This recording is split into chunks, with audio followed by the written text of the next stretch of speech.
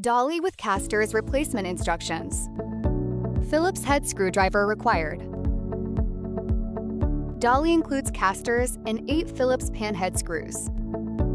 Position cart upside down with its top shelf on the floor.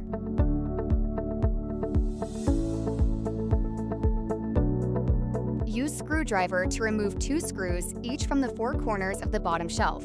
8 screws total.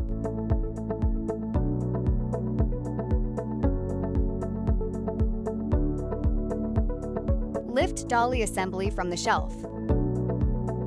Position replacement dolly onto bottom shelf. Tighten all 8 screws to secure dolly to bottom shelf.